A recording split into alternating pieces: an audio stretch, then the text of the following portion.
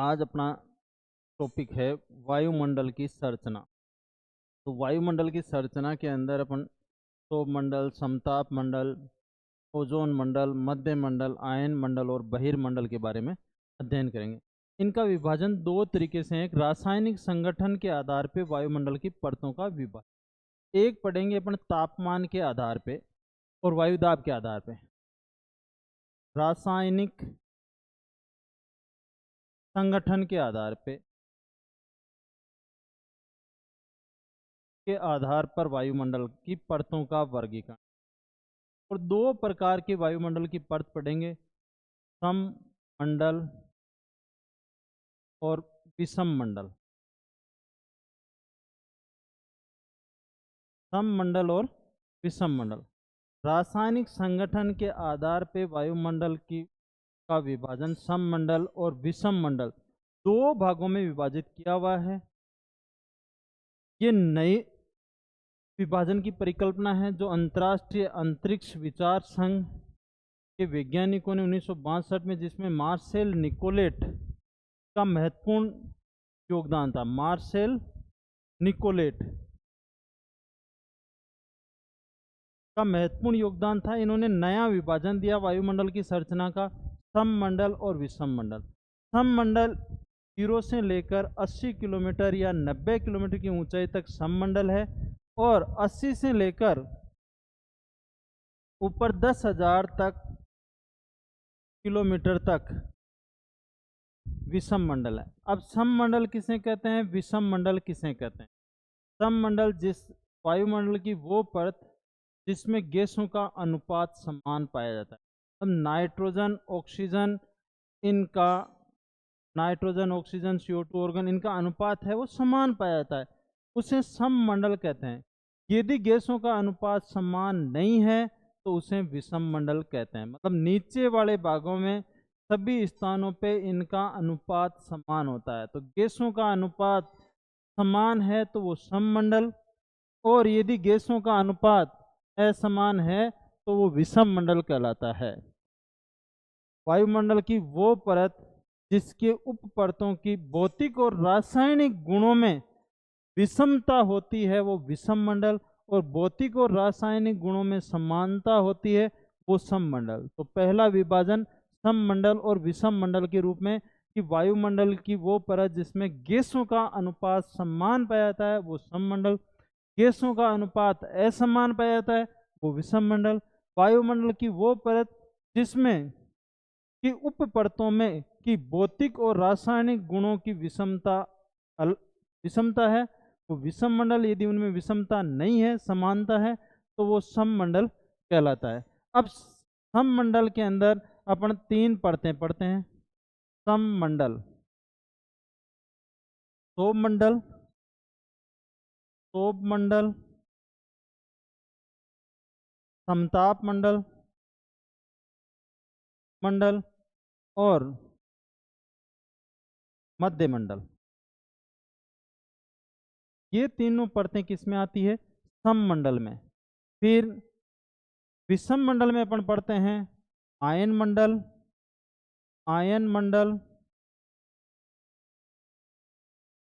बहिर्मंडल और बहिर्मंडल और चुंबकीय मंडल। तो वायुमंडल में ये तीन परतें, सौर मंडल, समताप मंडल और मध्य मंडल है वो सममंडल की परतें हैं। 80 किलोमीटर की ऊंचाई तक सममंडल है जिसमें गैसों का अनुपात समान पाया जाता है। यदि गैसों का अनुपात समान नहीं है, कहीं पर नाइट्रोजन अधिक है, कहीं पर ऑक्सीजन अधिक है, तो वो कहलाएगी विषम मंडल। विषम मंडल की उप परतों की भौतिक और रासायनिक गुण या विशेषता अलग अलग होती है, लेकिन इसकी उप परतों की भौतिक और रासायनिक विशेषता अलग नहीं होती है। तो विषम मंडल में तीन परत आती है, आयन मंडल, बहिर्मंडल और चुंबकीय मंडल। सममंडल में तीन आती है, सौर मंडल, समताप मंडल और मध्य मंडल।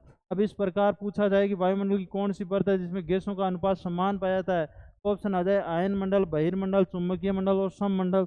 तो सममंडल करना है। इस प्रकार क्वेश्चन आ जाए कि वायुमंडल की कौन सी परत है जिसमें गैसों का अनुपात असमान पाया जाता है, तो शोभ मंडल, समताप मंडल, मध्य मंडल और विषम मंडल ऑप्शन आया, तो विषम मंडल नहीं। अब विषम मंडल में गैसों की 4 परतें पाई जाती है। गैसों की 4 परतें पाई जाती है। आणविक ऑक्सीजन, आणविक ऑक्सीजन परत, आणविक नाइट्रोजन परत, नाइट्रोजन परत, हीलियम परत, हीलियम परत और हाइड्रोजन, आणविक हाइड्रोजन परत, आणविक हाइड्रोजन परत, हाइड्रोजन परत। ये वायुमंडल की गैसों की 4 परतें इसमें पाई जाती है विषम मंडल में। विषम मंडल में गैसों की 4 परतें पाई जाती है। आणविक ऑक्सीजन परत, आणविक नाइट्रोजन परत, आणविक हीलियम परत और आणविक हाइड्रोजन परत। आणविक ऑक्सीजन परत की ऊंचाई 80 किलोमीटर से लेकर 200 किलोमीटर तक है। नाइट्रोजन सॉरी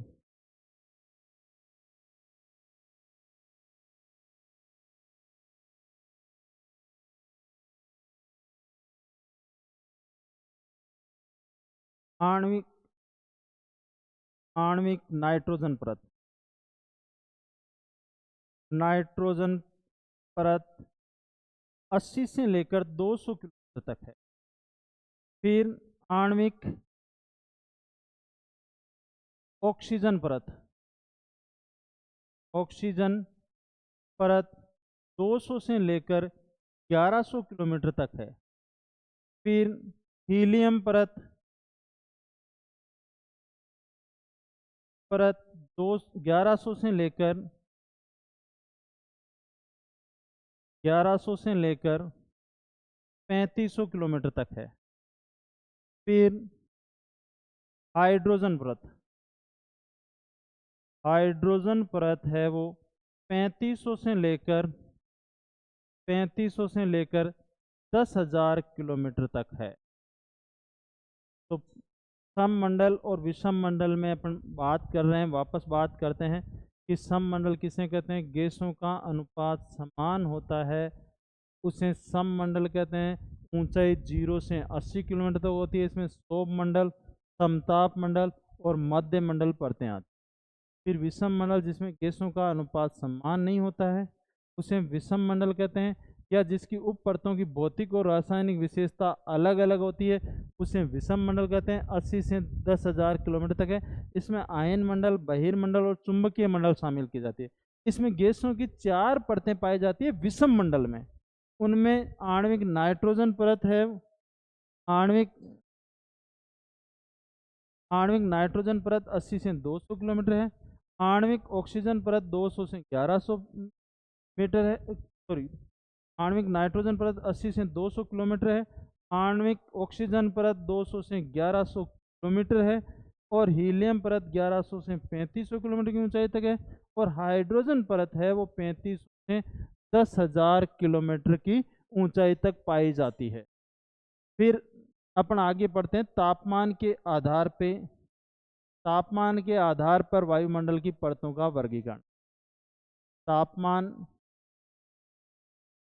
के आधार पर, तापमान और वायु दाब के आधार पर, तो उसमें अपन पढ़ते हैं शोभ मंडल, समताप मंडल, मध्य मंडल, आयन मंडल, बहिर्मंडल और चुंबकीय मंडल।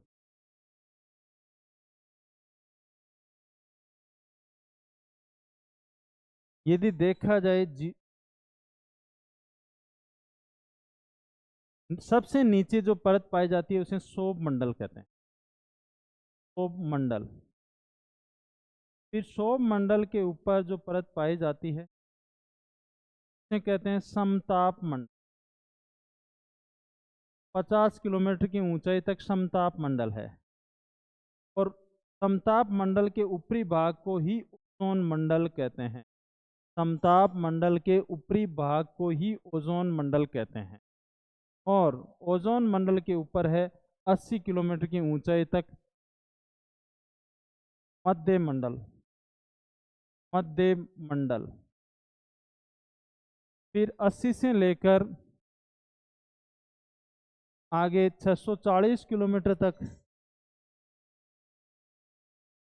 640 किलोमीटर की ऊंचाई तक है आयन मंडल, आयन मंडल। फिर 1000 किलोमीटर की ऊंचाई तक है बहिर्मंडल, बहिर्मंडल। फिर उसके बाद में है चुंबकीय मंडल। तो पूछा जाए धरातल से ऊपर की ओर जाते हैं तो वायुमंडल की परतों का क्या क्रम रहता है, तो नीचे क्षोभ मंडल है, फिर समताप मंडल है, फिर ओजोन मंडल है, फिर मध्य मंडल है, फिर आयन मंडल है, और फिर बहिर्मंडल है और फिर चुंबकीय मंडल है। तो इनका क्रम धरातल से ऊंचाई की ओर पूछा जाता है, तो इस प्रकार इनका क्रम रहता है। फिर अपन बात करते हैं क्षोभ मंडल की। वायुमंडल की सबसे निचली परत है वो क्षोभ मंडल है।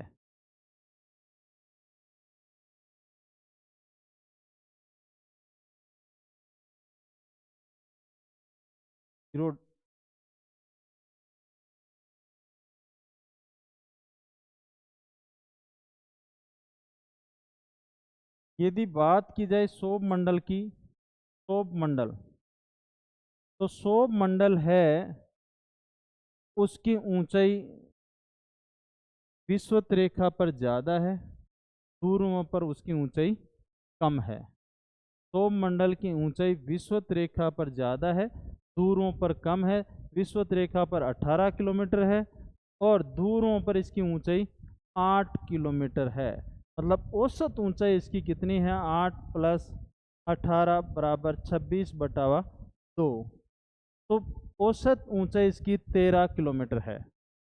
औसत ऊंचाई क्षोभ मंडल की 13 किलोमीटर है। विषुवत रेखा पर इसकी ऊंचाई ज़्यादा है, दूरों की ओर इसकी ऊंचाई कम है। इसका मतलब इसकी ऊंचाई प्रत्येक अक्षांश पर अलग अलग है। प्रत्येक अक्षांश पर इसकी ऊंचाई है वो अलग अलग है, क्योंकि प्रत्येक अक्षांश पर तापमान अलग अलग है। पूछा जाए इसकी ऊंचाई विषुवत रेखा पर ज़्यादा है, दूरों पर कम है, क्यों? क्योंकि विषुवत रेखा पर तापमान ज़्यादा रहता है, दूरों की तरफ जाते हैं तो तापमान कम होता रहता है। इसलिए विषुवत रेखा पर इसकी ऊंचाई ज़्यादा है, दूरों की ओर ऊंचाई कम होती जाती है। प्रत्येक अक्षांश पर इसकी ऊंचाई है वो अलग अलग होती है। विषुवत रेखा पर ज़्यादा, दूरों पर इसकी ऊंचाई कम है। फिर बात करते हैं गर्मी की ऋतु में इसकी ऊंचाई ज़्यादा होती है और शीत ऋतु में इसकी ऊंचाई कम होती है। यदि उत्तरी गोलार्ध में गर्मी की ऋतु होती है तो इसकी ऊंचाई बढ़ जाती है, और उत्तरी गोलार्ध में यदि सर्दी की ऋतु आती है तो उत्तरी गोलार्ध में इसकी ऊंचाई कम होती है। जब उत्तरी गोलार्ध में गर्मी की ऋतु आती है तो क्षोभ मंडल की ऊंचाई है, ऊंचाई बढ़ जाएगी ग्रीष्म ऋतु में।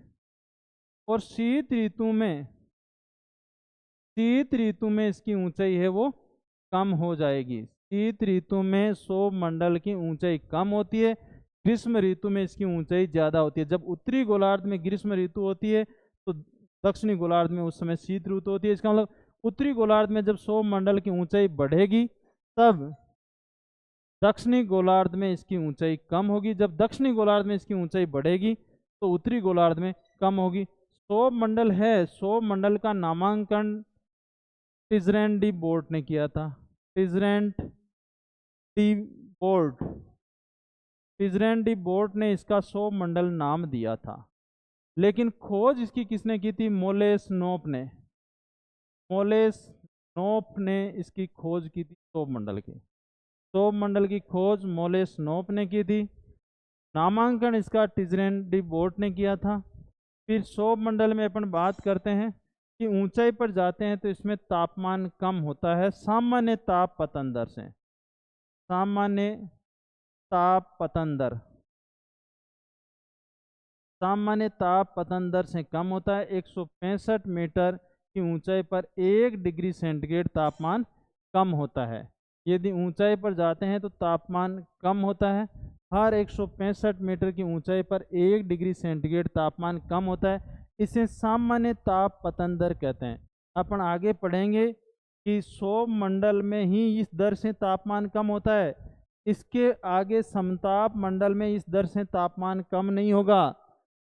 यहाँ तापमान कम होता है, यहाँ इस तरह रहेगा, यहाँ बढ़ेगा, फिर वापस कम होगा, फिर बढ़ेगा। तो इस प्रकार ये सामान्य जो ताप पतन दर है ये वायुमंडल की किस परत में लागू होती है? तो क्षोभ मंडल में ही लागू होती है। 165 मीटर की ऊंचाई पर जाते हैं तो 1 डिग्री सेंटीग्रेड तापमान कम होता है। ये दर केवल क्षोभ मंडल की ही है, अन्य मंडलों में ये दर लागू नहीं होती है। तो क्षोभ मंडल में ऊंचाई पर जाते हैं तो तापमान है वो कम होता है 165 मीटर की ऊंचाई पर 1 डिग्री सेंटीग्रेड। यदि बात करें वायुमंडल के कुल भार का या कुल द्रव्यमान का 75% भाग है वो क्षोभ मंडल में पाया जाता है। 75% कुल द्रव्यमान का है वो क्षोभ मंडल में पाया जाता है। फिर अपन बात करते हैं कि क्षोभ मंडल में अधिकतर धूल कण और जलवाष्प है वो क्षोभ मंडल में ही पाए जाते हैं। इसलिए बादल बनना, बादल, कोहरा, संघनन की जितनी भी घटनाएं हैं वो घटनाएं क्षोभ मंडल में ही घटित होती है। तो संघनन की घटनाएं किस मंडल में घटित होती है? तो क्षोभ मंडल में ही घटित होती है। फिर क्षोभ मंडल और समताप क्षोभ सीमा की, क्षोभ मंडल और क्षोभ सीमा की ऊंचाई ग्रीष्म ऋतु में बढ़ जाती है। तो इसके साथ अपन ये भी जोड़ सकते हैं, चक्रवात आते हैं तो इसकी ऊंचाई बढ़ जाती है, प्रति चक्रवात आते हैं तो इसकी ऊंचाई कम हो जाती है। तो शीत ऋतु में प्रति चक्रवात आते हैं तो क्षोभ मंडल की ऊंचाई कम होती है, ग्रीष्म ऋतु में चक्रवात आते हैं तो इसकी ऊंचाई बढ़ जाती है। फिर जब जेट स्ट्रीम है मध्य अक्षांशों में, उनकी गति के कारण भी क्षोभ मंडल की ऊंचाई में परिवर्तन होता है। फिर संवहनीय धाराएं इसमें चलती है, इसलिए इसे संवहन मंडल कहते हैं। कण गर्म होकर ऊपर उठता है इसलिए इसे संवहनीय मंडल भी कहते हैं। इसे मिश्रण मंडल भी कहते हैं। इसमें मौसम परिवर्तन होता है इसे, इसलिए इसे परिवर्तन मंडल भी कहते हैं। फिर क्षोभ मंडल और समताप मंडल के जो मध्य सीमा है उसका नाम है क्षोभ सीमा। क्षोभ सीमा 1.5 किलोमीटर मोटी संक्रमण पट्टी है ये, और क्षोभ सीमा का नाम है वो नेपियर शाह ने दिया था। नेपियर शाह ने क्षोभ सीमा का नाम दिया था, नामांकन क्षोभ सीमा का नेपियर शाह ने किया था। इसे मौसम परिवर्तन की छत कहते हैं।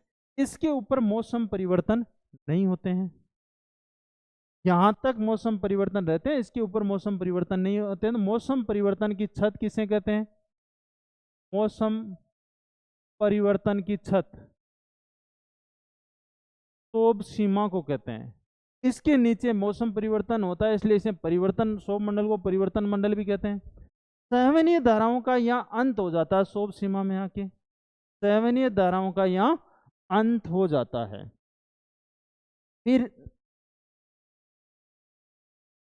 इसमें बात करते हैं अपन क्षोभ सीमा में। क्षोभ सीमा में विषुवत रेखा पर तापमान -80 डिग्री और ध्रुवों पर तापमान -45 डिग्री तापमान है। तो क्षोभ सीमा में विषुवत रेखा की तुलना में तापमान ज़्यादा रहता है ध्रुवों पर। ध्रुवों पर विषुवत रेखा की तुलना में क्षोभ सीमा में तापमान ज़्यादा होता है। इसका कारण क्या है? क्योंकि यहाँ ऊंचाई ज़्यादा है, इधर ऊंचाई कम है। अब मान लिया कि धरातल पे क्षोभ मंडल में धरातल पे 30 डिग्री सेंटीग्रेड था और ऊंचाई पर जाते हैं 1 किलोमीटर में 6.5 डिग्री सेंटीग्रेड। तो सामान्य ताप पतन दर है 165 मीटर पे 1 डिग्री सेंटीग्रेड या 1 किलोमीटर पे 6.5 डिग्री सेंटीग्रेड तापमान कम होता है। तो यहाँ 18 किलोमीटर ऊपर गए, 18 किलोमीटर ऊपर गए, इसका मतलब 6.5 की दर से यदि तापमान कम होता है तो कितना कम हो जाएगा तापमान? 118 डिग्री। 118 डिग्री कम हो जाएगा, इसका मतलब 118 डिग्री अपन कम, 118 डिग्री कम करें तो -88 डिग्री। तो यदि विषुवत रेखा पर -90, -88, -80 लिखा है तो वो गलत नहीं है। ये आंकड़ा एनसीईआरटी में दिया हुआ है इसलिए ज़्यादातर ये लिख रहे हैं कि विषुवत रेखा पर -80 डिग्री सेंटीग्रेड होता है, दूरों पर -45। अब मान लिया कि यहाँ पे धरातल पे 0 डिग्री सेंटीग्रेड है तापमान, 8 किलोमीटर ऊपर जाते हैं तो 52 डिग्री सेंटीग्रेड तापमान कम हो जाएगा, तो -52। यदि यहाँ पे -10 डिग्री था तो 62 डिग्री सेंटीग्रेड, तो दूरों पर -45, -50, -60, -65 डिग्री लिखा है तो वो सही होगा। तो इसका मतलब विषुवत रेखा पर तापमान कम होता है, दूरों पर तापमान ज़्यादा होता है ऊंचाई में अंतर के कारण। एक बार सौर मंडल के बारे में अपन वापस बात करते हैं कि सौर मंडल धरातल के पास पाई जाने वाली परत है। ये प्राणदायिनी परत है, जीवन इसी में पाया जाता है। ठीक है, फिर अपन बात करते हैं कि सौर मंडल का नाम तो टिजरन डी बोर्ट ने दिया था, लेकिन खोज मोलेस नोप ने की थी। मौसम परिवर्तन की घटनाएं सौर मंडल में ही होती है, इसलिए इसे परिवर्तन मंडल भी कहते हैं। संवहनीय धाराएं इसी परत में चलती है, इसलिए इसे संवहनीय परत भी कहते हैं। मौसम परिवर्तन की घटनाएं, बादल बनना, कोहरा होना, संघनन होना, ये किस में हो रहे हैं? सौर मंडल में हो रहे हैं। क्यों हो रहे हैं? क्योंकि अधिकतर जलवाष्प और धूल के कण इसी परत में पाए जाते हैं। वायु भार या कुल द्रव्यमान का 75% सौर मंडल में ही। फिर सौर मंडल की ऊंचाई विषुवत रेखा पर 18 किलोमीटर है, दूरों पर 8 है। इसका मतलब सौर मंडल के अंदर विषुवत रेखा से दूरों की ओर जाते हैं तो इसकी ऊंचाई कम होती जाती है, क्योंकि तापमान इधर जाएंगे तो कम होता है। विषुवत रेखा की तरफ तापमान ज़्यादा होता है, दूरों की तरफ तापमान कम होता है। इसका मतलब जिस स्थान पे धरातल पे तापमान ज़्यादा होगा, उस स्थान पे सौर मंडल की ऊंचाई है वो ज़्यादा रहेगी। तो गर्मी की ऋतु में जिस अपने उत्तरी गोलार्ध में तापमान ज़्यादा होता है, तो उत्तरी गोलार्ध में इसकी ऊंचाई बढ़ जाती है। उस समय दक्षिणी गोलार्ध में सर्दी होती है तो इसकी ऊंचाई कम हो जाती है। तो गर्मी की ऋतु में इसकी ऊंचाई ज़्यादा होती है और सर्दी की ऋतु में इसकी ऊंचाई कम होती है। तो इसकी प्रत्येक अक्षांश पर इसकी ऊंचाई ताप आधारित है, मतलब जिस अक्षांश पे तापमान ज़्यादा है उस अक्षांश पे सौर मंडल की ऊंचाई ज़्यादा है, और जिस अक्षांश पे कम है उसकी ऊंचाई कम है। फिर कि चक्रवात जब आते हैं तो सौर मंडल की ऊंचाई बढ़ जाती है, और प्रति चक्रवात जब आते हैं तो इसकी ऊंचाई कम हो जाती है। फिर इस परत में ऊंचाई पर जाते हैं तो तापमान कम होता है, उसे सामान्य ताप पतन दर या ह्रास दर कहते हैं। ये 165 मीटर पर 1 डिग्री सेंटीग्रेड है, या 1 किलोमीटर पे 6.5 डिग्री सेंटीग्रेड है। मतलब प्रत्येक अक्षांश और प्रत्येक ऊंचाई पर ये दर समान ही रहती है, केवल सौर मंडल में। सौर मंडल के बाहर ये दर लागू नहीं रहती है।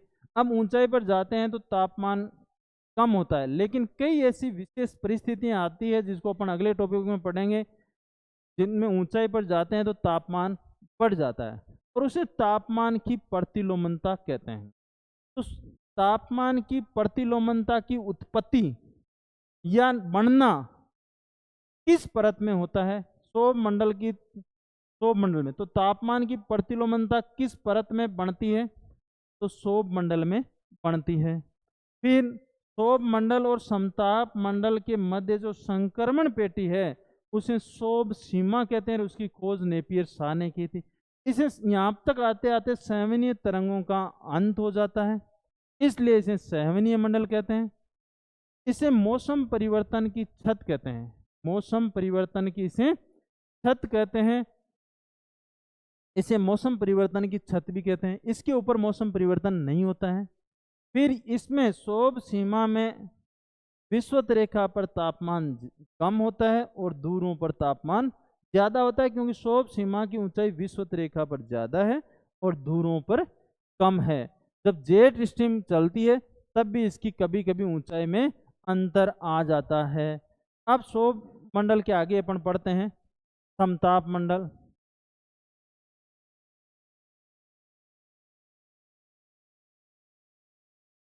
सौर मंडल के ऊपर 50 किलोमीटर की ऊंचाई तक कौन सी परत पाई जाती है? सौर मंडल के ऊपर 50 किलोमीटर की ऊंचाई तक समताप मंडल। समताप मंडल का नामांकन और खोज टिजरेंट डी बोर्ट, टिजरेंट डी बोर्ट ने। लेकिन समताप मंडल का रेडियोमीट्रियोग्राफ से, रेडियोमीट्रोग्राफ की सहायता से उसके तापमान और वायुदाब से संबंधित मोलेस्नोप ने भी अध्ययन किया था। मोलेस्नोप ने अध्ययन किया था, मोलेस्नोप ने अध्ययन किया था। तो समताप मंडल 50 किलोमीटर की ऊंचाई तक है। टिजरेंट बोर्ट ने इसकी खोज और नामांकन किया था। रेडियोमीट्रियोग्राफ से मोलेस्नोप ने इसका अध्ययन किया था। इसकी मोटाई विषुवत रेखा पर यहाँ पर कम है इसकी मोटाई, और इस जगह विषुवत रेखा पर कम है, दूरों पर ज़्यादा है। क्षोभ मंडल की मोटाई विषुवत रेखा पर कम है, दूरों पर ज़्यादा है। क्यों? क्योंकि ध्रुव पर क्षोभ मंडल की मोटाई कम है, और जिस ऋतु में जिस अक्षांश पर क्षोभ मंडल की ऊंचाई बढ़ जाती है उस जगह समताप मंडल की मोटाई कम हो जाती है। तो इसका मतलब गर्मी की ऋतु में समताप मंडल की मोटाई कम होती है, ग्रीष्म में मोटाई कम होती है। और शीत ऋतु में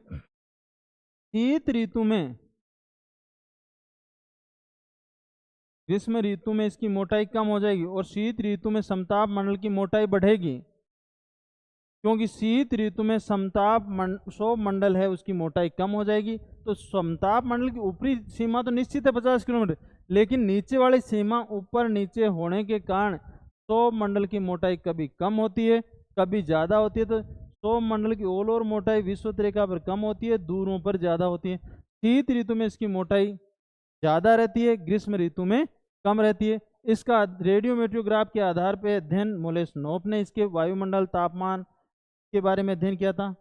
समताप मंडल की खोज नामांकन टिजरेंट डी बोर्ट ने किया था। अब समताप मंडल का जो निचला भाग है 20 किलोमीटर की ऊंचाई तक, उसी को ही विशेष तौर से समताप मंडल कहते हैं। ये समताप मंडल है और ये ओजोन मंडल है। तो समताप मंडल के ऊपरी भाग को ओजोन मंडल कहते हैं, निचले भाग को समताप मंडल कहते हैं या स्तर मंडल कहते हैं। अब 20 किलोमीटर की ऊंचाई तक का भाग है, उस भाग में तापमान परिवर्तन नहीं होता है। अब यहाँ पर -45 डिग्री सेंटीग्रेड तापमान था, यहाँ -80 डिग्री सेंटीग्रेड था क्षोभ सीमा में।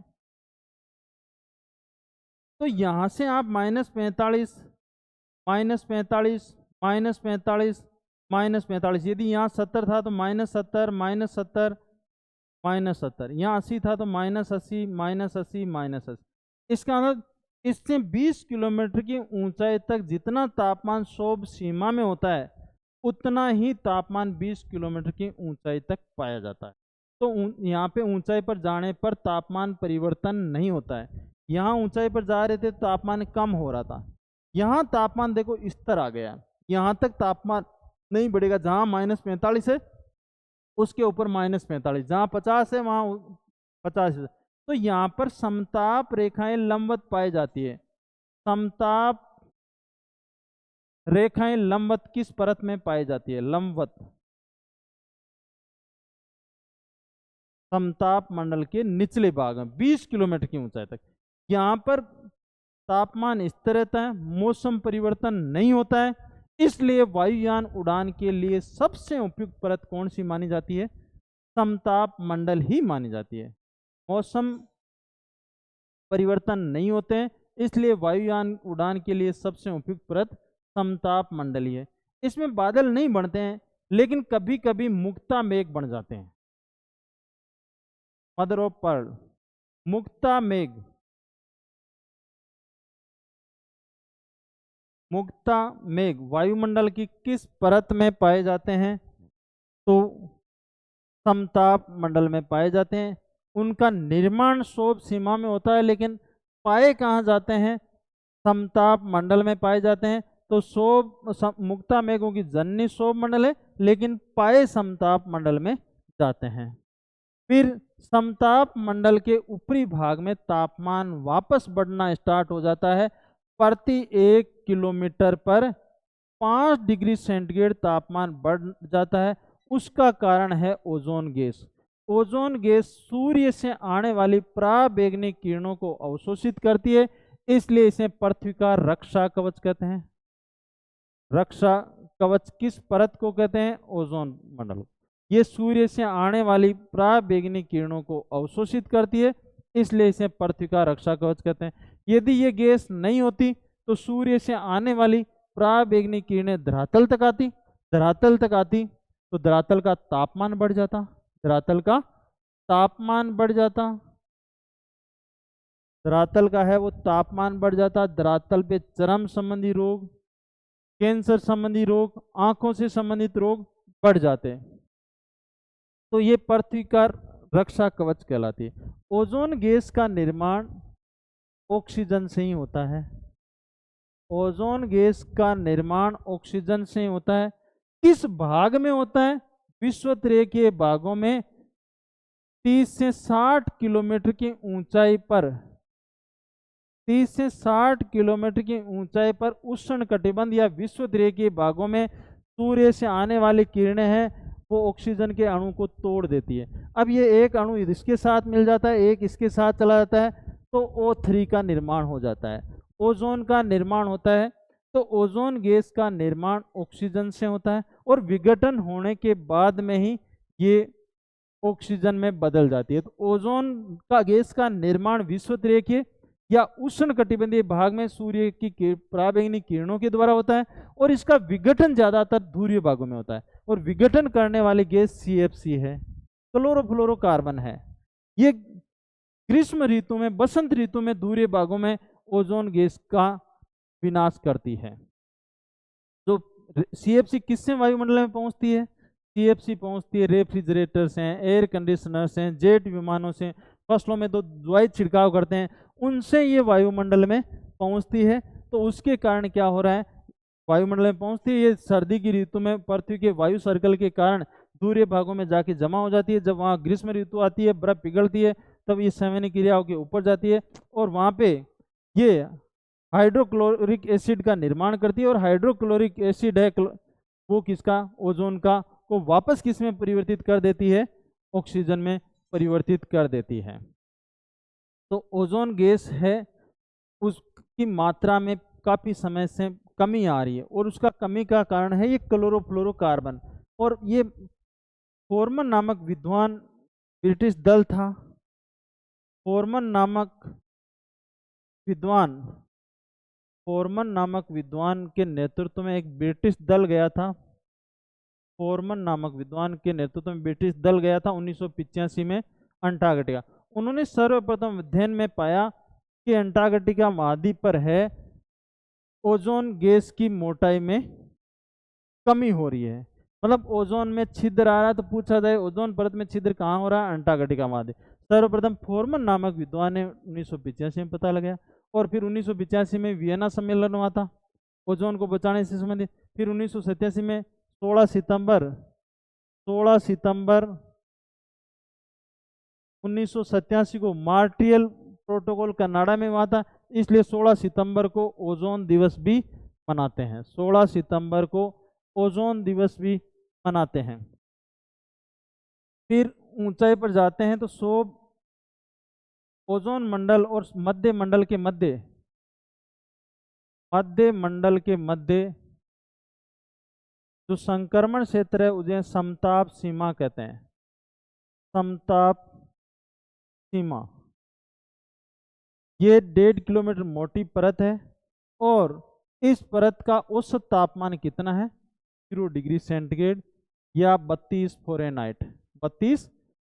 ये बार बार क्वेश्चन पूछा जाता है कि समताप सीमा का औसत तापमान कितना है?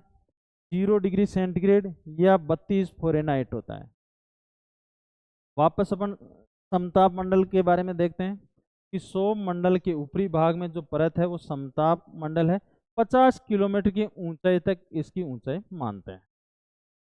इसकी खोज टिजरेंडी बोर्ड ने की थी। रेडियो मीटरोग्राफ से की सहायता से मोलेस नोप ने इसका विशेष अध्ययन किया था।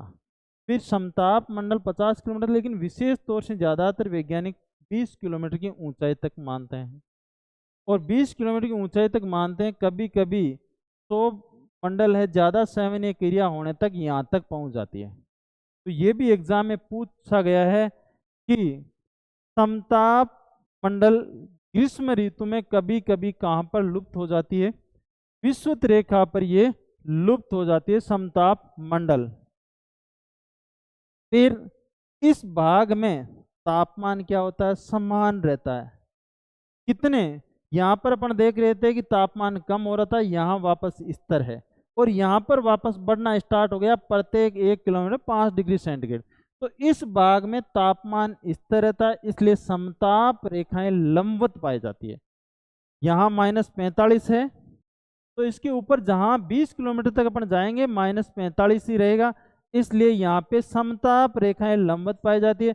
तो वायुमंडल की कौन सी परत है जिसमें समताप रेखाएं हैं वो लंबवत पाई जाती है? तो समताप मंडल। और समताप मंडल के निचले भाग में 20 किलोमीटर की ऊंचाई तक तापमान समान रहता है, मौसम परिवर्तन यहाँ पर नहीं होता है, इसलिए वायुयान उड़ान के लिए सबसे उपयुक्त परत कौन सी है? समताप मंडल ही है। वायुयान उड़ान के लिए सबसे उपयुक्त परत समताप मंडल है। फिर यहाँ पर बादल नहीं मरते हैं, मौसम परिवर्तन नहीं होता है, लेकिन कभी कभी मोतियों जैसी आभा वाले बादल मुक्ता मेघ यहाँ पर दिखाई देते हैं। तो ये भी पूछा जाता है मुक्ता मेघ कहाँ दिखाई देते हैं? तो समताप मंडल में। बनते कहाँ पे? तो जननी तो उनकी सौर मंडल है, लेकिन पाए कहाँ जाते हैं? तो समताप मंडल में। समताप मंडल की मोटाई ग्रीष्म ऋतु में कम होती है, दूरों पे ज्यादा होती है। दूरों पे यहाँ इसकी मोटाई ज्यादा है, विषुवत रेखा पर इसकी मोटाई कम है। फिर समताप मंडल में देखो यहाँ से इधर आ रहे हैं तो तापमान कम हो रहा है, सौर मंडल में इधर से इधर जाते हैं तो तापमान कम होता है, लेकिन यहाँ इसमें इधर से इधर तापमान बढ़ रहा है। तो समताप मंडल में दूर से विषुवत रेखा की ओर आते हैं तो तापमान कम होता है, क्योंकि यहाँ देखो -45 है, इधर -80 है पूरे में, इसलिए इधर से इधर की ओर आ रहे हैं तो तापमान कम हो रहा है। इसकी मोटाई दूरों पे ज़्यादा है, विषुवत रेखा पर कम है। फिर इसके ऊपर ओजोन गैस पाई जाती है, तो यहाँ तापमान कम था, यहाँ स्थिर रहा, वापस बढ़ना स्टार्ट हो गया, और बढ़ने का कारण है ओजोन गैस सूर्य से आने वाली पराबैंगनी किरणों को अवशोषित करती है। इस भाग में प्रत्येक 1 किलोमीटर में 5 डिग्री सेंटीग्रेड तापमान बढ़ जाता है, और इस कारण कभी कभी यहाँ निर्वेता और ध्वनि के वलय भी उत्पन्न होते हैं। उसका रीजन एक और भी माना जाता है कि धरातल पे कोई विस्फोट होता है, उसमें ध्वनि और निर्वेता के वलय कहाँ उत्पन्न होते हैं? तो ओजोन मंडल में उत्पन्न होते हैं। और कुछ वैज्ञानिक इसे रसायन मंडल या केमोस्फीयर भी कहते हैं। विशेष तौर से रसायन मंडल या केमोस्फीयर तो आयन मंडल को कहते हैं, लेकिन कुछ विद्वान इसको भी रसायन मंडल कहते हैं।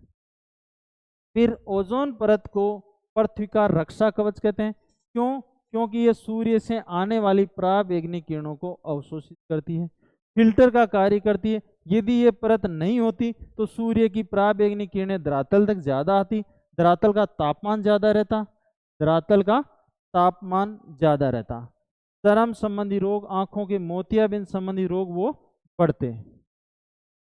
फिर ओजोन गैस का निर्माण ऑक्सीजन से होता है, और होता किस भाग में? विषुवत रेखा के भाग में। विषुवत रेखा के भाग में सूर्य की किरणें हैं, वो ऑक्सीजन को तोड़ती है और अन्य ऑक्सीजन के अणु के साथ वो मिलती है, तो ओजोन गैस का निर्माण होता है। और ओजोन को वापस तोड़ के ऑक्सीजन में मिलाने का कार्य CFC क्लोरोफ्लोरोकार्बन करता है, और वो शीत ऋतु में करते हैं, दूसरे भागों में ग्रीष्म ऋतु में करते हैं, और दूसरे भागों में वायु के सर्कल के कारण जो क्लोरोफ्लोरोकार्बन है वो दूसरे भागों में जाके जमा हो जाते हैं, और ग्रीष्म ऋतु में वहाँ की बर्फ पिघलती है तो वो संवहनीय क्रिया होकर ऊपर उठते हैं, इसलिए दूसरे भागों में ओजोन परत का नुकसान अधिक हो रहा है। और इसका पता सर्वप्रथम फोरमन ने 1985 में अंटार्कटिका अध्ययन पर गए दल ने लगाया था। उसके बाद में ओजोन को बचाने से संबंधित वियना सम्मेलन हुआ था 1985 में। 1987 में मॉन्ट्रियल प्रोटोकॉल हुआ था 16 सितंबर को, इसलिए 16 सितंबर को ओजोन दिवस भी मनाते हैं। और ओजोन की जो सांद्रता मापने की इकाई है वो डोप्सन है। सांद्रता मापने की इकाई है वो डोप्सन है। फिर समताप मंडल है, उसके ऊपरी भाग को समताप सीमा कहते हैं और उसका तापमान 0 डिग्री सेंटीग्रेड, औसत तापमान 0 डिग्री सेंटीग्रेड या 32 फ़ारेनहाइट है। अब आगे अपन देखते हैं मध्य मंडल। मध्य मंडल, सौमंडल,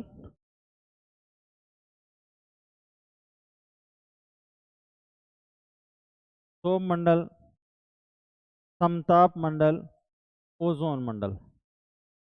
ओजोन, समताप। फिर है मध्य मंडल। मध्य मंडल 50 से लेकर 80 किलोमीटर के मध्य कौन सा है? मध्य मंडल। यहाँ तापमान कम हुआ था, यहाँ तापमान स्थिर रहा था और यहाँ वापस तापमान बढ़ना स्टार्ट हो गया और यहाँ वापस तापमान कम होता है। तापमान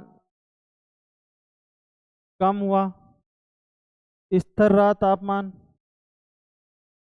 तापमान बढ़ा और वापस कम। तो मध्य मंडल में वापस तापमान कम होता है और तापमान कम होते होते -100 डिग्री सेंटीग्रेड पहुंचता है। तो इसमें यह भी क्वेश्चन आया हुआ है एग्जाम में कि वायुमंडल की किस परत में, वायुमंडल की किस परत में सबसे कम तापमान रहता है? तो मध्य मंडल। फिर मध्य मंडल में कभी कभी रात्रि को चमकने वाले बादल दिखाई देते हैं, उन्हें निशादीप्त मेघ कहते हैं, नॉक्टिलुसेंट।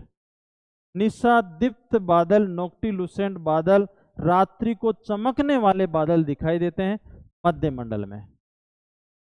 फिर इस भाग में उल्का पिंड जलकर नष्ट हो जाते हैं। तो सर्वप्रथम लिंडेमान व डोप्सन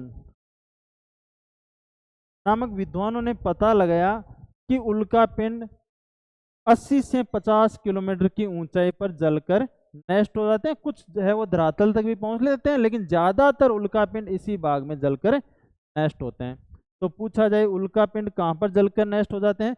50 से 80 किलोमीटर के मध्य। लिंडेमैन और डोप्सन ने सर्वप्रथम पता लगाया था। मध्य मंडल के बारे में ये तीन ही बात है कि 50 से 80 किलोमीटर के मध्य है और तापमान सबसे कम पाया जाता है। रात्रि को चमकने वाले बादल दिखाई देते हैं, उन्हें निशादीप्त या नॉक्टिलुसेंट बादल भी कहते हैं। और इसमें भाग में उल्का पिंड जलकर नष्ट हो जाते हैं, जिनका सर्वप्रथम पता लिंडेमान व डोप्सन ने लगाया था। मध्य मंडल और आयन मंडल के मध्य 1.5 किलोमीटर मोटी परत है, उसे मध्य सीमा कहते हैं। मध्य सीमा कहते हैं। उसके ऊपर अपन पढ़ेंगे आयन मंडल। मध्य मंडल के ऊपरी परत है वो आयन मंडल।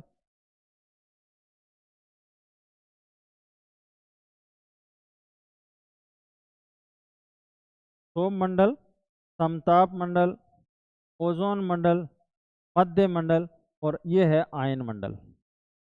80 किलोमीटर से लेकर ऊपर 640 किलोमीटर तक अपन पढ़ेंगे आयन मंडल। आयन मंडल, आयन मंडल है, इसमें हवा विद्युत आवेशित होती है। हवा है विद्युत आवेशित होती है, विद्युत आवेशित होती है।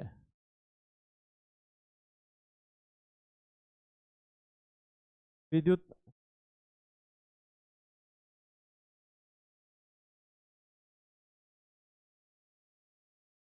विद्युत आवेशित होती है।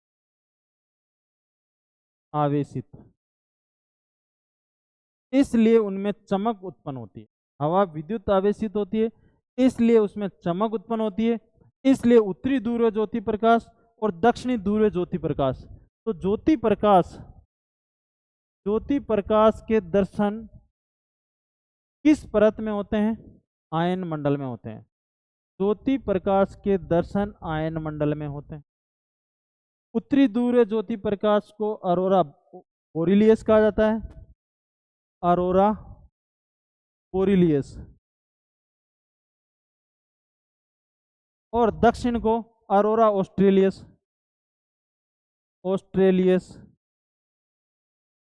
अरोरा बोरिलियस को सुमेरु ज्योति कहते हैं, अरोरा ऑस्ट्रेलियस को कुमेरु या नील वर्ण ज्योति भी कहते हैं। तो ये किस परत में दिखाई देते हैं? आयन मंडल में, आयन मंडल में दिखाई देते हैं। फिर आयन मंडल में पाए जाने वाली गैसें और सूर्य से आने वाली पराबैंगनी किरणों के रासायनिक प्रतिक्रिया होने के कारण इस परत को रसायन मंडल भी कहते हैं। तो रसायन मंडल किस परत को कहते हैं? आयन मंडल को ही कहते हैं, रसायन मंडल भी कहते हैं। ये रेडियो तरंगों का परावर्तन करती है, ये बार बार पूछा जाता है। रेडियो तरंगों का परावर्तन वायुमंडल की कौन सी परत करती है? तो आयन मंडल करती है। वापस बात करते हैं आयन मंडल की। कुछ विद्वान 80 किलोमीटर के ऊपर वाले पूरे ही भाग को आयन मंडल कहते हैं और इसे ताप मंडल भी कहते हैं। ताप मंडल, यहाँ पर तापमान 1700 डिग्री सेंटीग्रेड तक रहता है, 1700 डिग्री सेंटीग्रेड तक तापमान पाया जाता है।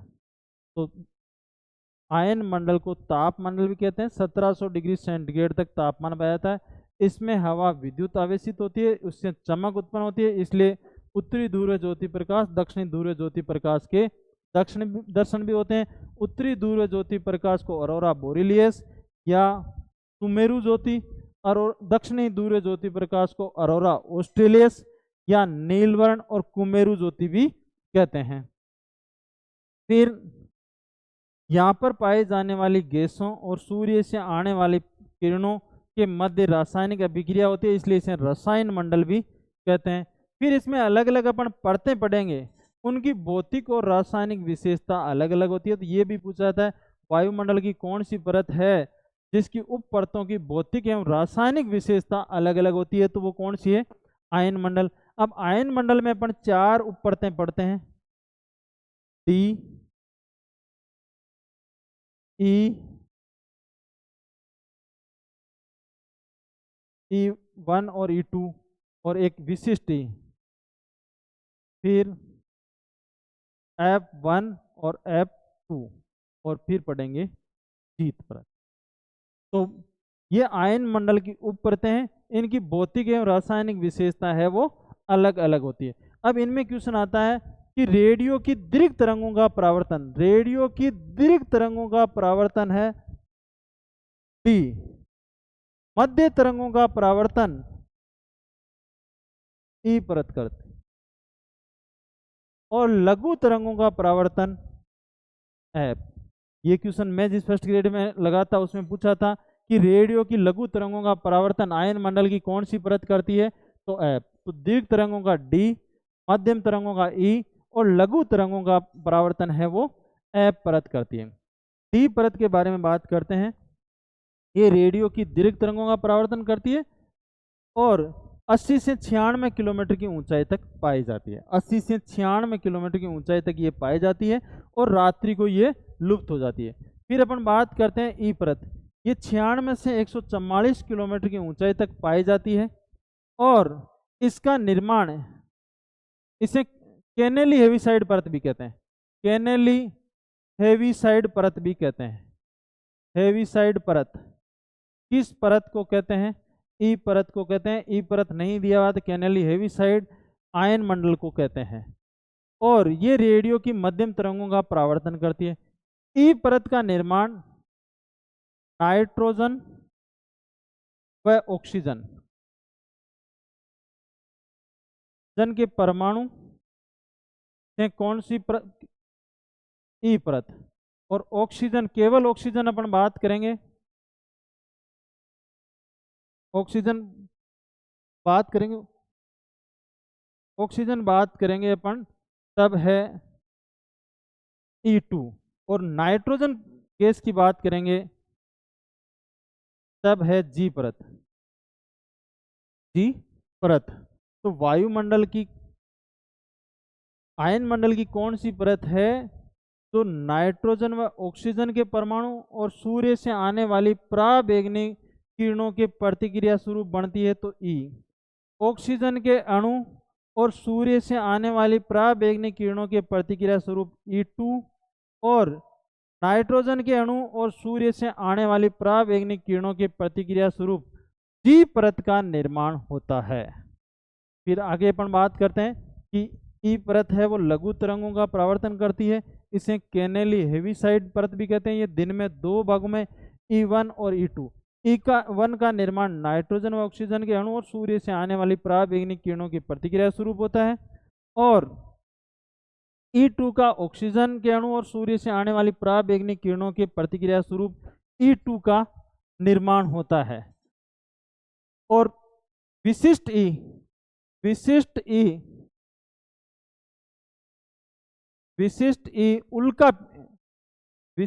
है वो उल्का पिंड के कारण, उल्का पिंड जलकर टूटते हैं उस समय विशिष्ट ई का निर्माण होता है। अब बात करते हैं एफ परत की। एफ परत रेडियो की लघु तरंगों का परावर्तन करती है, रेडियो की लघु तरंगों का परावर्तन एफ करती है, और ये दिन में दो भागों में विभाजित हो जाती है।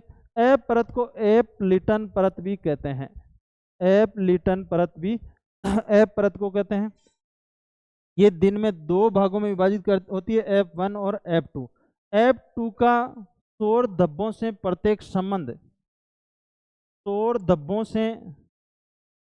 प्रत्येक संबंध वायुमंडल की किस परत का है? तो वायुमंडल की F2 का है। दैनिक और मौसमी परिवर्तन इस परत में पाए जाते हैं। दैनिक और मौसमी परिवर्तन किस परत में पाए जाते हैं? F2 में पाए जाते हैं। फिर जी परत, ये जी परत है नाइट्रोजन के अणु और सूर्य से आने वाली पराबैंगनी किरणों की प्रतिक्रिया स्वरूप जी परत का निर्माण होता है, और ये रेडियो की किसी भी प्रकार की तरंगों का परावर्तन नहीं करती है। मतलब सभी प्रकार की, ये यहाँ से दीर्घ, लघु और मध्यम यहाँ से परावर्तन होती है तो यहाँ तक पहुँचती नहीं है, तो किसी भी प्रकार की रेडियो तरंगों का परावर्तन नहीं करती है। और इसी परत में उत्तरी ध्रुव ज्योति प्रकाश और दक्षिणी ध्रुव ज्योति प्रकाश के दक्षिण होते हैं जी परत में, इसलिए उत्तरी ध्रुव ज्योति प्रकाश को ऑरोरा बोरिलियस और दक्षिणी ध्रुव ज्योति प्रकाश को ऑरोरा ऑस्ट्रेलियस कहा जाता है।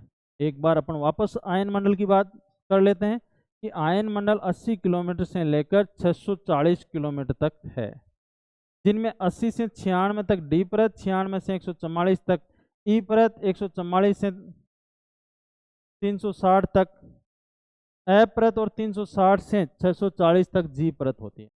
आयन मंडल रेडियो तरंगों का परावर्तन करती है। यदि आयन मंडल नहीं होती तो दूरदर्शन के कार्यक्रम नहीं होते या धरातल की ओर परावर्तन होकर रेडियो तरंगें नहीं आती। इसमें हवा है वो विद्युत आवेशित होती है, इसलिए उसमें चमक उत्पन्न होती है। फिर अगली बात, इस परत को तापमंडल भी कहते हैं। 1700 डिग्री सेंटीग्रेड तक यहाँ पर तापमान पाया जाता है।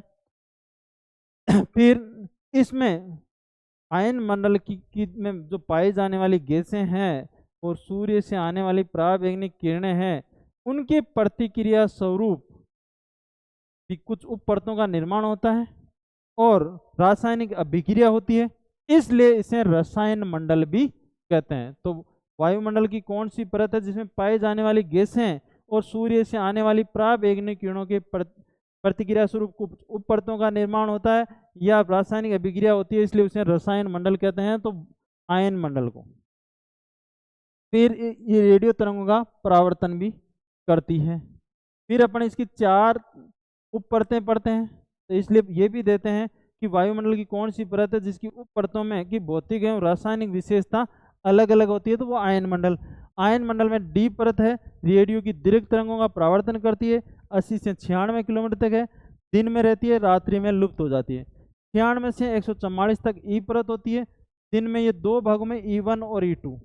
E1 का निर्माण नाइट्रोजन व ऑक्सीजन के अणु और सूर्य से आने वाली पराबैंगनी किरणों की प्रतिक्रिया स्वरूप होता है। E2 का निर्माण ऑक्सीजन के अणु और सूर्य से आने वाली पराबैंगनी किरणों के प्रतिक्रिया स्वरूप होता है।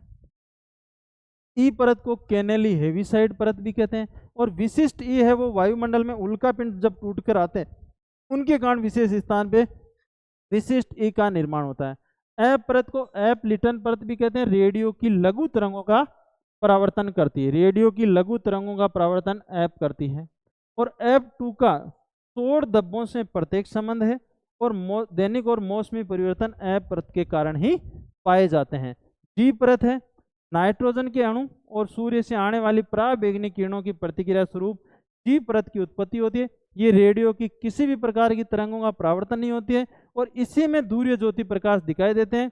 उत्तरी ध्रुवीय ज्योति प्रकाश को अरोरा बोरिलियस या सुमेरु ज्योति, दक्षिणी ध्रुवीय ज्योति प्रकाश को अरोरा ऑस्ट्रेलियस या कुमेरु या नीलवर्ण ज्योति भी कहते हैं। आगे अपन बात करते हैं आयन मंडल की।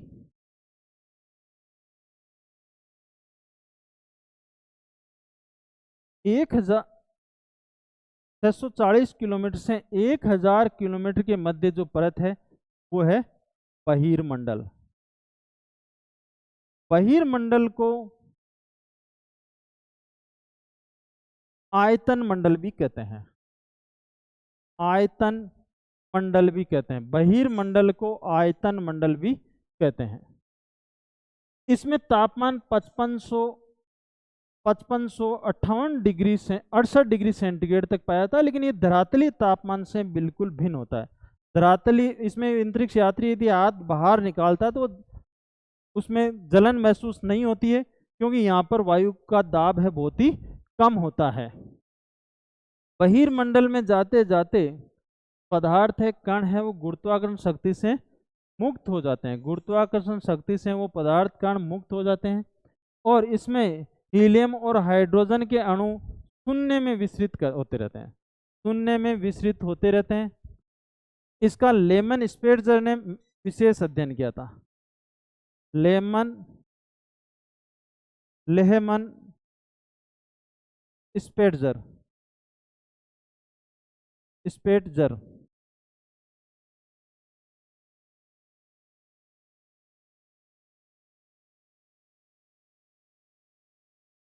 ने विशेष अध्ययन किया था बहिर्मंडल का। तो बहिर्मंडल के बारे में यही चीजें हैं कि ये इसे आयतन मंडल कहते हैं। 1000 किलोमीटर तक है ये। लेमैन स्पेट्जर ने इसका विशेष अध्ययन किया। इसमें पहुंचते पहुंचते पदार्थ है वो गुरुत्वाकर्षण शक्ति से मुक्त हो जाते हैं, इसलिए इसमें हीलियम और हाइड्रोजन के अणु शून्य में विसरित होते रहते हैं। इसके ऊपर है वो चुंबकीय मंडल। चुंबकीय मंडल की जो भी अपन बातें लिखेंगे वो यदि चुंबकीय मंडल ऑप्शन में नहीं है तो उसमें बहिर्मंडल करना है, क्योंकि चुंबकीय मंडल की जो बातें पढ़ रहे हैं पहले जब एग्जाम में आई थी तो वो बहिर्मंडल के रूप में ही पूछी गई थी। चुंबकीय मंडल उसमें ऑप्शन नहीं दिया था, तो इसे वॉन एलन विकर्ण पेटी कहते हैं। वॉन एलन विकिरण पेटी। वॉन एलन विकिरण पेटी वायुमंडल की किस परत को कहते हैं? तो चुंबकीय मंडल को। इसमें ऋण आवेशित और धन आवेशित इलेक्ट्रॉन और प्रोटॉन के कणों की कल्पना की गई है और इसका अध्ययन चुंबकीय द्रव्य गति के अंतर्गत किया जाता है। तीन ही बात इस पे ध्यान रखनी है। वापस बात कर लेते हैं। चुंबकीय मंडल 1000 से 10,000 किलोमीटर की ऊंचाई तक मानी जाती है। इसे वॉन एलन विकर्ण पेटी भी कहते हैं। चुंबकीय द्रव्य गति के अंतर्गत इसका अध्ययन किया जाता है। इसमें ऋण आवेशित और धन आवेशित कणों की कल्पना की गई है, मतलब इलेक्ट्रॉन और प्रोटॉन के कणों की कल्पना की गई है। बहिर्मंडल की बात करते हैं। 640 से 1000 किलोमीटर की ऊंचाई तक पाई जाती है। इसे आयतन मंडल भी कहते हैं। इसका विशेष अध्ययन लेमैन स्पेट्जर ने किया था। यहाँ पर तापमान 5568 डिग्री सेंटीग्रेड पाया जाता है। 5568 डिग्री सेंटीग्रेड धरातली तापमान से अलग होता है। धरातल पर वायुमंडल में जिस थर्मामीटर से इसका तापमान मापते हैं तो इससे उसका तापमान नहीं मापा जा सकता। ये इसमें यदि अंतरिक्ष यात्री हाथ बाहर निकाले तो जलन महसूस नहीं होती है। इसमें हीलियम और हाइड्रोजन के अणु शून्य में विसरित होते रहते हैं। गुरुत्वाकर्षण से वो मुक्त रहते हैं। अब अपन एक बार पीडीएफ के थ्रू रीडिंग करते हैं।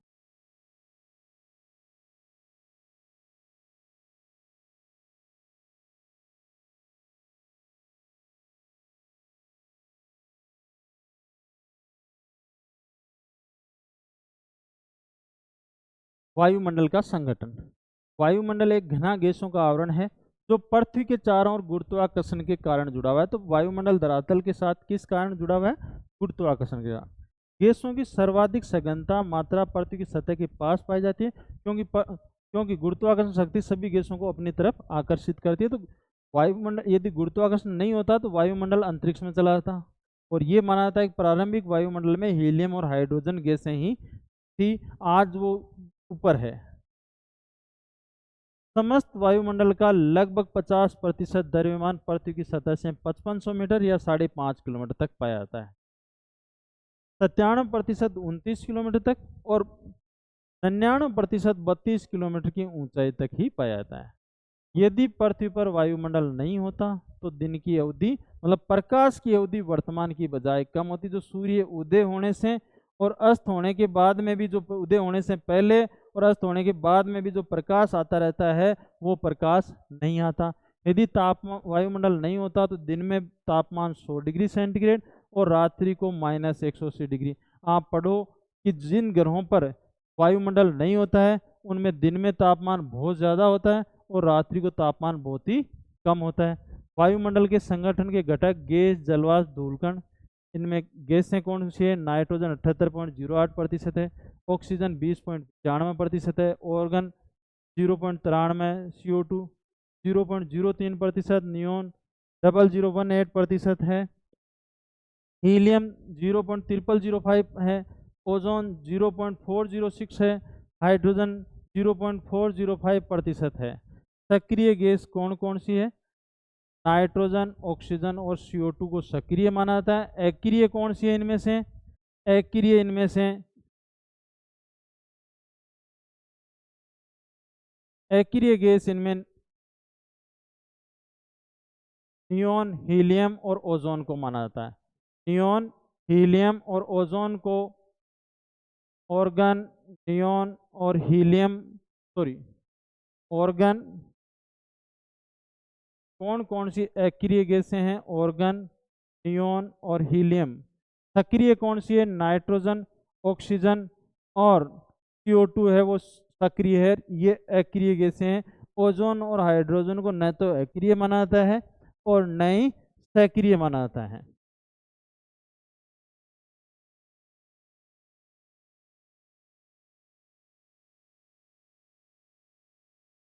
फिर स्थिर गैस कौन सी है? अस्थिर गैस कार्बन डाइऑक्साइड और ओजोन है। इनके अलावा सभी गैसें स्थिर हैं। नाइट्रोजन, इस गैस की मात्रा सभी गैसों से अधिक है। नाइट्रोजन का सबसे बड़ा लाभ यह है कि वस्तुओं को तेजी से जलने से रोकती है। वस्तुएं जलती रहती या तेज गति से जल्दी कौन सी गैस नहीं होती? तो नाइट्रोजन। नाइट्रोजन की उपस्थिति के कारण वायुदाब, पवनों की शक्ति, प्रकाश के परावर्तन का आभास होता है। यदि ये नहीं होती तो ये नहीं होते। ये गैस वायुमंडल में 128 किलोमीटर की ऊंचाई तक फैली हुई है। नाइट्रोजन से पेड़ पौधों में प्रोटीन का निर्माण होता है। विभिन्न प्रकार के जीवों में पाए जाने वाला नाइट्रोजन यौगिक वायुमंडलीय नाइट्रोजन का ही प्रयोग होता है। धरातल के समीप सर्वाधिक मात्रा में पाए जाने वाली भारी गैस नाइट्रोजन है। ऑक्सीजन, ये जंतुओं तथा मनुष्यों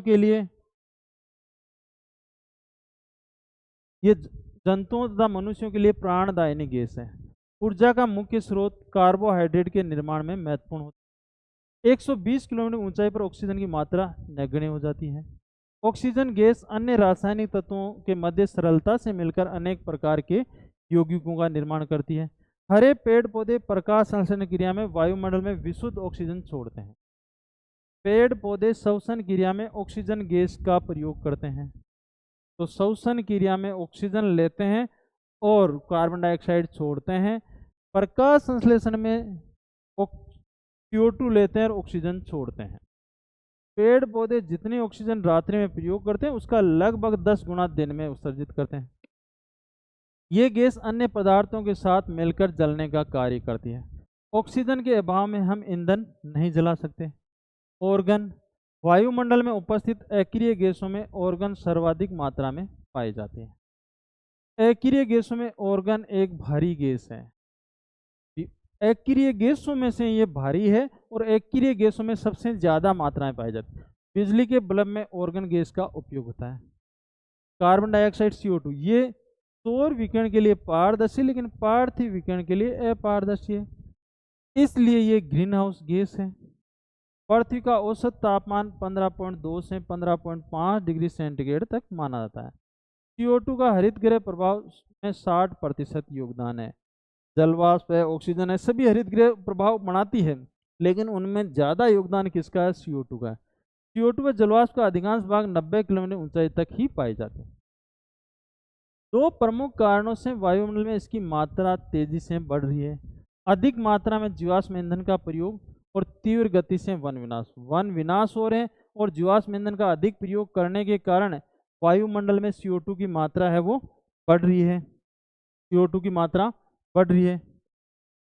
यदि जीवाश्म ईंधन का प्रयोग कम किया जाए तो इसकी मात्रा है वो कम होगी, और जीवाश्म ईंधन का प्रयोग अधिक किया जाएगा तो मात्रा बढ़ेगी। इसीलिए अब CO2 की मात्रा है वो बढ़ रही है, और वन है वो CO2 का उत्सर्जन करते हैं, तो CO2 का अवशोषण करते हैं, इसलिए इसकी मात्रा कम करते हैं। यदि वन है वो कि विनाश हो रहा है तो CO2 की मात्रा बढ़ रही है। जापान में क्योटो प्रोटोकॉल 1997 ईस्वी के द्वारा इसकी मात्रा कमी किए जाने के बारे में वैश्विक सहमति प्रदान की। तो एक बाध्यकारी समझौता लागू हुआ था 1997 में जापान के अंदर, क्योटो प्रोटोकॉल कहते हैं। ये एक अस्तर गैस होती है, तो ओजोन और CO2 दोनों अस्तर गैस होते हैं। जलवाष्प, वायुमंडल में इसकी मात्रा ताप आधारित होती है। जितना ताप रहेगा उसमें जलवाष्प ग्रहण करने की क्षमता उतनी ही अधिक रहेगी। सामान्यतः ये 0 से 4% तक पाई जाती है। यदि 0 से 5 आए तो भी आंसर गलत नहीं है। लगभग 0 से 4 या लगभग 0 से 5% तक वायुमंडल में जलवाष्प पाई जाती है। पृथ्वी की औसत रूप से 2% आर्द्रता पाई जाती है। औसत आर्द्रता 2% है।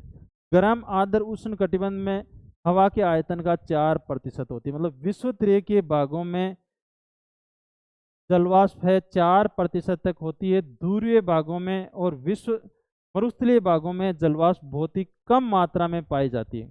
दूरों जैसे ठंडे तथा रेगिस्तान जैसे गर्म प्रदेशों में ये 1% से भी कम पाए थे। दूरों पे कम इसलिए है कि वहाँ पे तापमान कम है, और रेगिस्तान में इसलिए कम है क्योंकि वहाँ पे वाष्पीकरण होने के लिए जल की कमी है।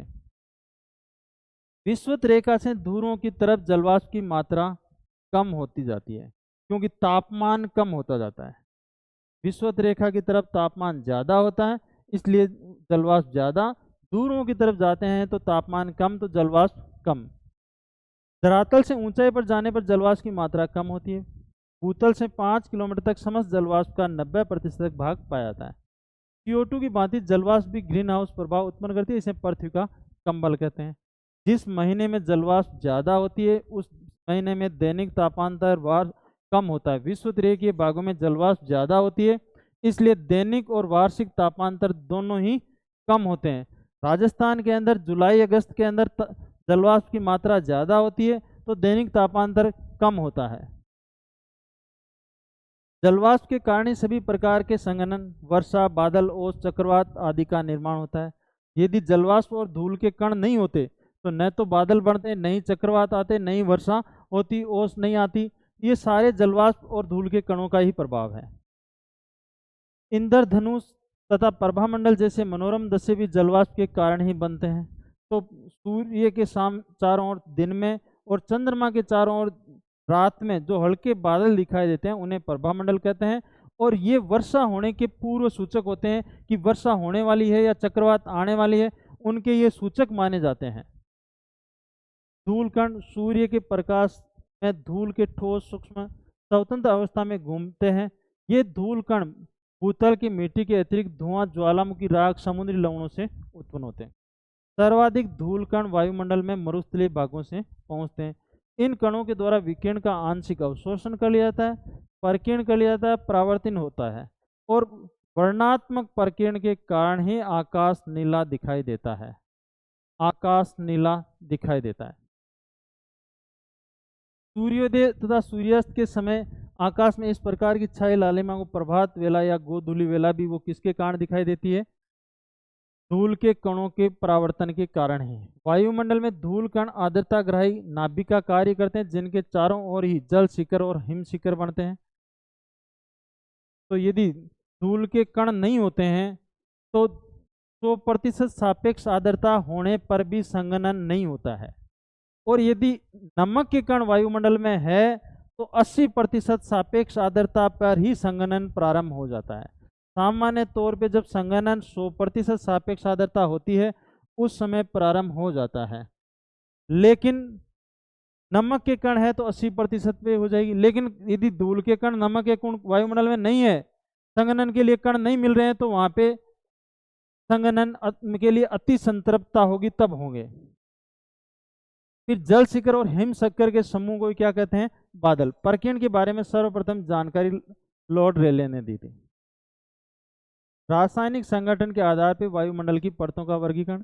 अंतर्राष्ट्रीय अंतरिक्ष विचार गोष्ठी 1962 की रिपोर्ट ICAO के प्रमाणिक वायुमंडलीय इस नूतन परिकल्पना के आधार पे, जिसमें मार्शल निकोलस प्रमुख था, इन्हें दो विभाजन किया था, सममंडल और विषममंडल। सममंडल की ऊंचाई 90 किलोमीटर तक मानी गई, इसमें शोभमंडल, समताप मंडल और मध्य मंडल आती है। इसके लिए परिभाषा आती है कि ये पर वायुमंडलीय गैसें nitrogen, oxygen, organ, CO2, neon आदि गैसों के अनुपात में समरूपता पाई जाती है। इसमें गैसों के अनुपात में परिवर्तन नहीं होता है, और परिवर्तन वाली बात आए तो वो विषम मंडल में है। विषम मंडल इस मंडल में स्थित वायुमंडल की विभिन्न परतों के रासायनिक भौतिक गुणों में विषमता के कारण इसे विषम मंडल कहते हैं। तो सममंडल में तो रासायनिक और भौतिक गुणों में विषमता नहीं होती है, इसमें विषमता होती है, इसलिए विषम मंडल कहते हैं। इसमें आयन मंडल, बहिर्मंडल और चुंबकीय मंडल शामिल किए जाते हैं। इस मंडल की ऊंचाई 90 से 10,000 किलोमीटर तक या 80 से 10,000 किलोमीटर तक मानी जाती है। विषम मंडल में जिस ऊंचाई पर जो गैस सर्वाधिक पाई जाती है, उसी गैस के भाग के आधार पर गैसों की परतों का नामांकन किया गया है। जैसे 4 परतें हैं। आणविक नाइट्रोजन परत 80 से 200 किलोमीटर या 90 से 200 किलोमीटर मानी जाती है। आणविक ऑक्सीजन परत 200 से 1100 किलोमीटर, हीलियम परत 1100 से 3500 किलोमीटर और हाइड्रोजन परत 3500 से 10,000 किलोमीटर माने जाते हैं। कैलोरी 1 ग्राम पदार्थ का 1 डिग्री सेल्सियस तापमान बढ़ाने के लिए ऊर्जा प्रयोग जाती है, उसे 1 कैलोरी कहते हैं। अपन आगे सूर्य ताप वाले टॉपिक में इसके बारे में बात करेंगे। तापमान व वायुदाब के आधार पर वायुमंडल का वर्गीकरण। सौरमंडल। सौरमंडल की खोज रूसी वैज्ञानिक मोलेस्नोव। सौरमंडल शब्द त्रिजरेन डी बोट ने दिया, इसे मिश्रण मंडल भी कहते हैं। वायुमंडल की सबसे निचली परत है। विषुवत रेखा पर इसकी ऊंचाई 18 किलोमीटर, दूरों पर 8 किलोमीटर होती है, तो औसत ऊंचाई 13 किलोमीटर है। इस परत में प्रति 165 मीटर की ऊंचाई पर 1 डिग्री सेल्सियस तापमान कम हो जाता है, जिसे सामान्य ताप पतन दर या ह्रास दर कहते हैं। तो ये सामान्य ताप पतन दर केवल सौरमंडल में ही लागू रहेगी और अन्य मंडलों में ये लागू नहीं रहेगी। 165 मीटर पे 1 डिग्री सेंटीग्रेड या 1 किलोमीटर पे 6.5 डिग्री सेंटीग्रेड तापमान कम हो जाता है। ये दर सौरमंडल में सभी अक्षांशों पर सभी ऊंचाइयों पर समान रहेगी। यदि विषुवत रेखा पर नापोगे तो भी यही दर रहेगी, और दूरों पे मापेंगे तो भी यही दर रहेगी। सौरमंडल में इस सामान्य नियम के विपरीत कभी कभी धरातल के निकट विशेष रूप से शीत ऋतु में तापमान की विलोमता पाई जाती है। तो तापमान की विलोमता किस परत में पाई जाती है? सौरमंडल में ही पाई जाती है और शीत ऋतु में बढ़ती है। इस परत में भारी गैसों की व अधिक घनत्व वाली गैसें, जलवाष्प, धूलकण पाए जाते हैं, जिसके कारण सभी जो संघनन की घटनाएं हैं, कोहरा, ओले, बादल, तूफान आदि इसी भाग में घटित होते हैं। वायुमंडल के संपूर्ण भार का 75% सौरमंडल में पाया जाता है। इस मंडल की ऊंचाई में ऋतुवत परिवर्तन होता है, मतलब गर्मी की ऋतु में इसकी ऊंचाई बढ़ जाती है, शीत ऋतु में इसकी ऊंचाई कम हो जाती है। विषुवत रेखा से दूरों की ओर जाने पर इसकी ऊंचाई कम हो जाती है, क्योंकि तापमान कम हो जाता है। विषुवत रेखा पे सर्वाधिक तापमान है तो इसकी ऊंचाई ज़्यादा, दूरों के ऊपर इसका तापमान कम है तो इसकी ऊंचाई कम है।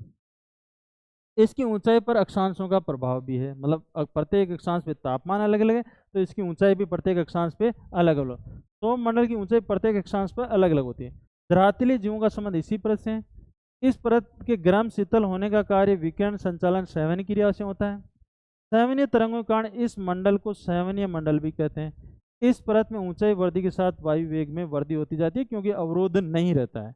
जितनी ज़्यादा ऊंचाई रहेगी पवन की गति उतनी ही तेज रहेगी। सौर मंडल तथा समताप मंडल के बीच स्थित संक्रमण स्थल को सौर सीमा कहा जाता है। इसकी मोटाई 1.5 किलोमीटर होती है। ये सभी प्रकार के मेघों तथा तूफानों की बाह्य सीमा निर्धारित करती है, इसलिए इसे मौसम परिवर्तन की छत कहते हैं। सभी प्रकार की संवहनीय धाराओं का यह अंत हो जाता है। सौर सीमा को भूमध्य रेखा पर तापमान न्यूनतम -80 डिग्री, ध्रुवों पर विषुवत रेखा की बजाय तापमान अधिक होता है -45 डिग्री, क्योंकि ध्रुवों पर सौर सीमा की ऊंचाई कम है और विषुवत रेखा पर ज़्यादा है। मध्य अक्षांश में जेट स्ट्रीम के कारण कभी कभी इस मंडल की ऊंचाई में अंतर आ जाता है। सौर सीमा शब्द का प्रयोग सर्वप्रथम नेपियर शाह ने किया। सौर मंडल व सौर सीमा की ऊंचाई चक्रवात के समय बढ़ जाती है और प्रति चक्रवात के समय इसकी ऊंचाई कम होती है। समताप मंडल, इसके निचले भाग में 20 किलोमीटर की ऊंचाई तक तापमान में कोई परिवर्तन नहीं होता है, इस कारण इसे समताप मंडल कहते हैं। समताप मंडल की ऊंचाई 50 किलोमीटर तक मानी जाती है, लेकिन उसके निचले भाग को ही समताप मंडल कहते हैं। यहाँ पर समताप रेखाएं समांतर न होकर लंबवत होती है। वायुमंडल की एक ही परत है जिसमें समताप रेखाएं लंबवत होती है। 20 किलोमीटर से 50 किलोमीटर ऊंचाई तक तापमान में वृद्धि होती जाती है, जिसका कारण है ओजोन गैस। इस परत की खोज नामांकन टिजरेन डी बोट ने किया। इसे स्तरण मंडल भी कहते हैं क्योंकि तापमान स्थिर रहता है। मोलेस्नोफ ने रेडियोमीट्रियोग्राफ यंत्र की सहायता से समताप मंडल के ताप, वायुदाब, आर्द्रता संबंधी जानकारी दी। इस परत की मोटाई ध्रुवों पर सबसे अधिक तथा विषुवत रेखा पर सबसे कम होती है। समताप मंडल कभी कभी विषुवत रेखा पर लुप्त हो जाती है। इस परत का क्षेत्रफल गर्मी की ऋतु में कम तथा शीत ऋतु में अधिक होता है। इस परत में मौसमी हलचल नहीं होती, इस कारण वायुयान इसी परत में उड़ान भरते हैं। कभी कभी निचले भाग में मुक्ता मेघ पाए जाते हैं, जिसे मदर ऑफ पर्ल, नेक्रिस क्लाउड भी कहते हैं, या मोतियों जैसी आभा वाले बादल भी कहते हैं। मुक्ता मेघों की जननी सौर मंडल है। ओजोन परत, ओजोन परत 15 से 55 किलोमीटर के बीच पाई जाती है। अधिक सघनता 15 से 35 के बीच में, और यदि ज़्यादा बात और सघनता की बात करें तो 20 से 25 किलोमीटर या 22 किलोमीटर की ऊंचाई के आसपास इसकी सघनता ज़्यादा है। इस सहिस्तर में तापमान में ऊंचाई के साथ 5 डिग्री सेल्सियस प्रति किलोमीटर की दर से वृद्धि होती है। इस कारण इस मंडल में ध्वनि और निरवता के वलय भी उत्पन्न होते हैं। या ये भी बात आई कि धरातल पर तीव्र विस्फोट के कारण ध्वनि और निरवता के वलय कहाँ उत्पन्न होते हैं, तो वो ओजोन मंडल में। रासायनिक प्रक्रियाओं के कारण कुछ वैज्ञानिक इसे कीमोस्फीयर या रसायन मंडल कहते हैं। वैसे रसायन मंडल विशेष तौर से आयन मंडल को कहते हैं। ये परत जीवों के लिए रक्षा कवच की कार्य करती है। ये सूर्य से आने वाली पराबैंगनी किरणों को पृथ्वी की सतह तक नहीं पहुंचने देती और उनका अवशोषण कर लेती है। ओजोन गैस ऑक्सीजन के 3 अणुओं से मिलकर बनती है। ओजोन गैस एक अस्थिर अक्रिय गैस है। ओजोन गैस का निर्माण उष्ण कटिबंध के ऊपर समताप मंडल में होता है। ऐसा माना जा रहा है कि इस परत में बिखराव हो रहा है, जिसका मुख्य कारण CFC है। CFC है। इसके अलावा नाइट्रिक ऑक्साइड N2 है। CFC वायुमंडल में जेट यान, एयर कंडीशनर, रेफ्रिजरेटर, पृथ्वी पर दवाई जो छिड़काव की जाती है कृषि में, उनसे उत्पन्न होती है। इस परत में एक छिद्र बन गया जो अंटार्कटिका महाद्वीप पर स्पष्ट रूप से देखा जा सकता है।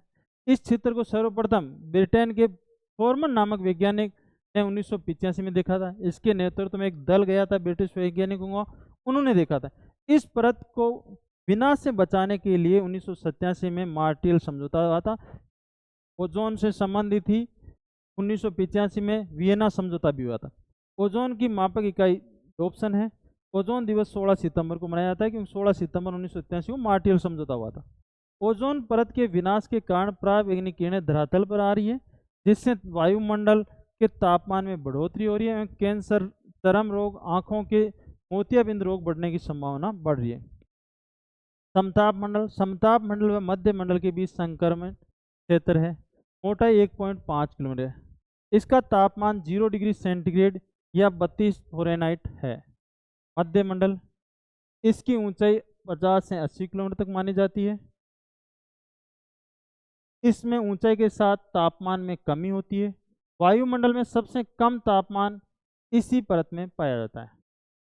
इसके ऊपरी भाग में -100 डिग्री सेंटीग्रेड तापमान रहता है। उल्का पिंड इस परत में जलकर नष्ट हो जाते हैं। सर्वप्रथम लिंडमान डोप्सन ने ये पता लगाया कि 50 से 80 किलोमीटर की ऊंचाई पर उल्का पिंड जलकर नष्ट हो जाते हैं। इस परत में निस्सादित मेघ, रात्रि को चमकने वाले बादल पाए जाते हैं, जिन्हें नॉक्टिलुसेंट बादल भी कहते हैं। ये दूरीय क्षेत्रों के ऊपर गर्मियों में दिखाई देते हैं।